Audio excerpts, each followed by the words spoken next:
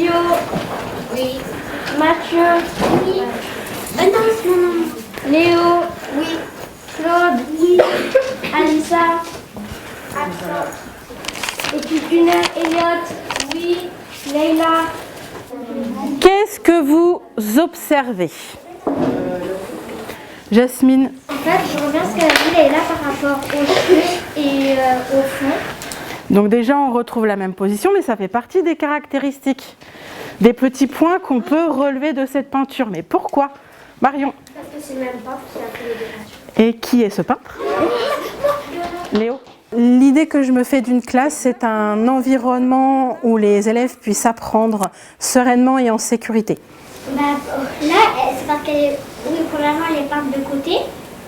Qu'est-ce qu'on pourrait dire sur son regard, Leïla? Le projet sur lequel je travaille en ce moment en classe est né de mes rituels en histoire des arts que je fais 2 fois par semaine. Ce projet me permet de développer avec les élèves la compétence de l'expression orale chez chaque élève et je me suis rendu compte que c'était un bon moyen d'expression. Je pense que c'est... Dans la classe, les étapes de ce projet, la première étape, c'est d'abord une étape d'expression écrite où les élèves par deux découvrent une œuvre et donc essayent de la décrire comme ce que l'on fait en rituel, sauf que là ils la décrivent à l'écrit.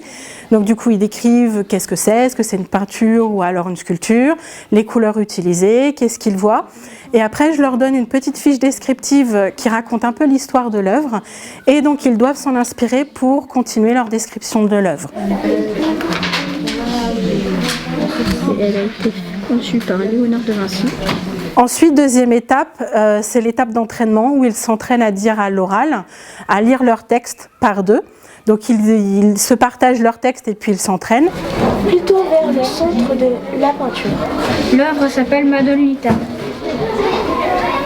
Le peintre a commencé à la peindre en 1490.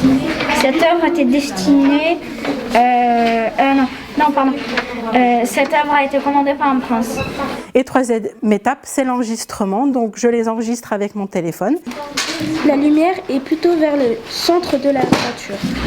L'œuvre s'appelle Madame Lita. Le peintre a commencé à la peindre en 1490. Et puis ensuite, du coup, on crée un article sur le Padlet d'histoire des arts de la classe et on y insère l'image avec leur enregistrement.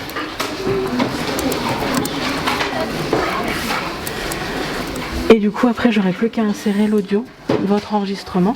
Et du coup, sur le Padlet, vous aurez l'œuvre et à côté, l'enregistrement que vous avez fait pour décrire cette œuvre-là. D'accord ? La plus-value du numérique dans ce projet, c'est là surtout au niveau de l'utilisation du dictaphone. Le fait que les élèves puissent s'enregistrer à l'oral, ça leur permet de pouvoir se réécouter, quitte à recommencer, refaire un essai pour faire un enregistrement écoutable. Alors effectivement, le fait de s'enregistrer et de mettre justement cet enregistrement sur le Padlet qui est accessible par tous les élèves et aussi les parents, ça représente aussi un enjeu de pouvoir être écouté et du coup je pense que ça accentue l'investissement de chaque élève.